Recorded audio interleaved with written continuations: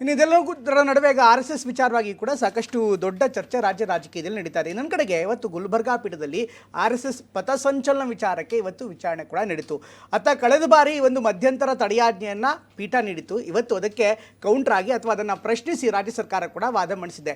High court ವಿಭಾಗೀಯ ಪೀಠ ಕೊಟ್ಟಿರುವಂಥ ಈ ತಡೆಯಾಜ್ಞೆ ಏನಿದೆ, ಮೇಲ್ಮನವಿ ಸಲ್ಲಿಸ್ತಾ ಈ ತಡೆಯಾಜ್ಞೆ ಕೊಟ್ಟಿರುವಂಥದ್ದು ಸಾಕಷ್ಟು ಕಾನೂನಾತ್ಮಕ ರೀತಿಯಲ್ಲಿ ದೋಷಪೂರಿತವಾಗಿದೆ ಅಂತ ಹೇಳ್ತಾ ಇದೆ. ಹಾಗಾದರೆ ಇವತ್ತಿನ ವಿಚಾರಣೆ ಏನಾಗಿತ್ತು ಅದರ ವಿವರವನ್ನು ನಿಮ್ಮ ಮುಂದೆ ಇಡ್ತಾ ಇದ್ದೀವಿ.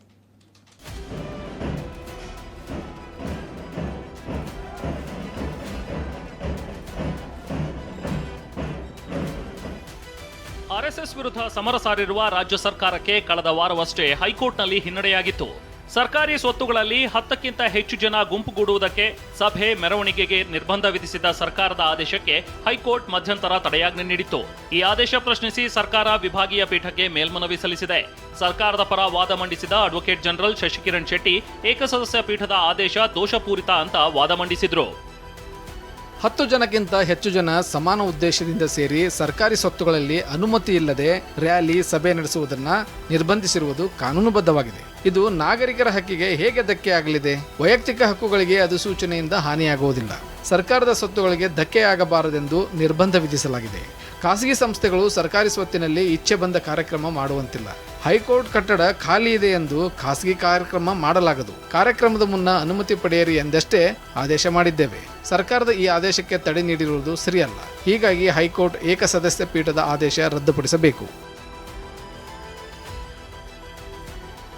ಹೀಗೆ ವಾದ ಮಂಡಿಸುತ್ತಿದ್ದಂತೆ ಪ್ರತಿವಾದ ಕೂಡ ಆರಂಭವಾಯಿತು. ಪಾರ್ಕ್, ಮೈದಾನ ಎಲ್ಲವನ್ನ ಸರ್ಕಾರದ ಸೊತ್ತೆಂದು ಭಾವಿಸಬಾರದು. ಏಕಸದಸ್ಯ ಪೀಠದಲ್ಲೇ ತಡೆಯಾಜ್ಞೆ ತೆರವಿಗೆ ಅರ್ಜಿ ಸಲ್ಲಿಸಬಹುದಿತ್ತು. ಮೇಲ್ಮನವಿಯಷ್ಟೇ ಸಲ್ಲಿಸುತ್ತೇವೆಂಬ ಸರ್ಕಾರದ ವಾದಕ್ಕೆ ನಮ್ಮ ಆಕ್ಷೇಪವಿದೆ. ಮೈದಾನದಲ್ಲಿ ಕ್ರಿಕೆಟ್ ಆಡಲು ಅನುಮತಿ ಬೇಕೆಂಬಂತೆ ನಿಯಮ ರೂಪಿಸಿದ್ದಾರೆ. ಇದಕ್ಕಿಂತ ಏಕಪಕ್ಷೀಯ ಆದೇಶ ಕಾಣಲು ಸಾಧ್ಯವಿಲ್ಲ. ಏಕಸದಸ್ಯ ಪೀಠದ ಆದೇಶಕ್ಕೆ ತಡೆ ನೀಡಬಾರದು. ನವೆಂಬರ್ 7ರಂದು ವಿಚಾರಣೆ ಇದೆ. ಅಲ್ಲಿ ಸರ್ಕಾರ ವಾದ ಮಂಡಿಸಲಿ.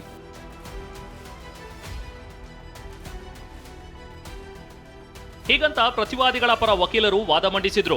ಎರಡೂ ಕಡೆ ವಾದ ಮಂಡನೆ ಆಲಿಸಿದ ಹೈಕೋರ್ಟ್ ಪೀಠ ಆದೇಶ ಕಾಯ್ದಿರಿಸಿದೆ. ಏಕಸದಸ್ಯ ಪೀಠದ ಆದೇಶಕ್ಕೆ ತಡೆ ಸಿಗುತ್ತಾ, ಸರ್ಕಾರದ ವಾದಕ್ಕೆ ಗೆಲುವಾಗುತ್ತಾ ಇಲ್ವಾ ಅನ್ನೋದನ್ನ ವಿಭಾಗೀಯ ಪೀಠ ತೀರ್ಮಾನಿಸಲಿದೆ. ಚಿತ್ತಾಪುರದಲ್ಲಿ ಪಥಸಂಚಲನ ಕಗ್ಗಂಟು, ನಾಳೆ ಶಾಂತಿ ಸಭೆ. ಇನ್ನು ಕಲಬುರಗಿಯ ಚಿತ್ತಾಪುರದಲ್ಲಿ RSS ಪಥಸಂಚಲನ ಕಗ್ಗಂಟಾಗೆ ಉಳಿದಿದೆ. RSS ಪಥಸಂಚಲನದ ದಿನವೇ ತಮಗೂ ಪಥಸಂಚಲನಕ್ಕೆ ಅನುಮತಿ ನೀಡುವಂತೆ ಭೀಮ್ ಆರ್ಮಿ ಬಿಗಿಪಟ್ಟು ಹಿಡಿದಿದೆ. ಅಲ್ಲದೆ ಮೊನ್ನೆ ಕಲಬುರಗಿ ಜಿಲ್ಲಾಧಿಕಾರಿ ನೇತೃತ್ವದಲ್ಲಿ ನಡೆದ ಶಾಂತಿ ಸಭೆ ವಿಫಲವಾಗಿದ್ದು, ನಾಳೆ ಬೆಂಗಳೂರಿನಲ್ಲಿ 2ನೇ ಶಾಂತಿ ಸಭೆ ನಡೆಯಲಿದೆ. ಈ ಸಭೆಗೆ ಕೋರ್ಟ್ಗೆ ಅರ್ಜಿ ಸಲ್ಲಿಸಿರುವ RSS ಮುಖಂಡರು, ವಕೀಲರಿಗೆ ಆಹ್ವಾನ ನೀಡಲಾಗಿದೆ. ಉಳಿದ 9 ಸಂಘಟನೆಗಳಿಗೆ ಯಾವುದೇ ಆಹ್ವಾನ ನೀಡಿಲ್ಲ.